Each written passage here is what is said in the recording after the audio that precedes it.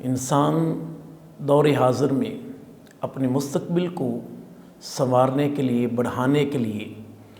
کئی طرح کی تگ و دو کرتا ہے، اپنے مستقبل کو بہتر بنانے کے لیے بہت زیادہ کوششیں کرتا ہے کہ میں اپنے مستقبل کو ٹھیک کر سکوں، اپنے بچوں کے لیے کچھ نہ کچھ کر سکوں۔ یہ جو ایک عارضی زندگی ہے جو کہ بالکل تھوڑے عرصے پر محیط ہے، جب اس کے لیے ہم اتنی زیادہ محنت کرتے ہیں، اتنی زیادہ سٹرگل کرتے ہیں، تو وہ زندگی جو نہ ختم ہونے والی ہے، اس زندگی کے لیے ہمیں کوئی فکر نہیں ہے۔ قرآن پاک میں اللہ جل شانہ نے ارشاد فرمایا، الم یأن للذین آمنوا ان تخشع قلوبہم لذکر اللہ، کہ کیا اے ایمان والو ابھی وہ وقت نہیں آیا کہ آپ کے دل اللہ کے ذکر کی طرف جھک جائیں اور اس کی جانب جو اللہ تعالیٰ نے نازل کیا ہے۔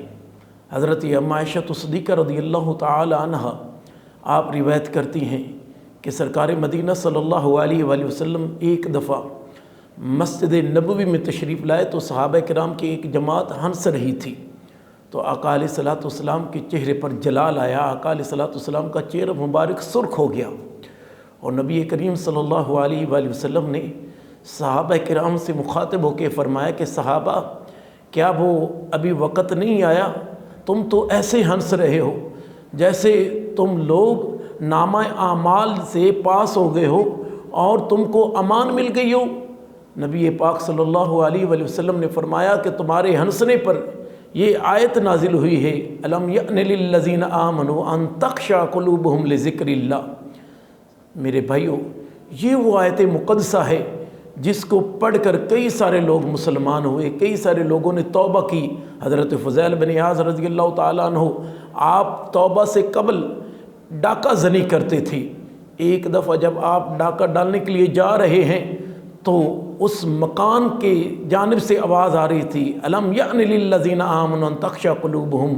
حضرت فضیل بن عیاض کے کانوں تک یہ جب آواز پہنچی تو آنکھوں سے آنسو جاری ہو گئے، اور حضرت فضیل بن عیاض رضی اللہ تعالیٰ عنہ نے کہا کہ یا اللہ، اب میرا دل اس جانب میل ہو چکا ہے۔ تو انہوں نے سچی توبہ کی اور بہت بڑے اللہ کے مقبول بندے بن گئے۔ اللہ ہم سب کو ایسی توفیق عطا فرمائے۔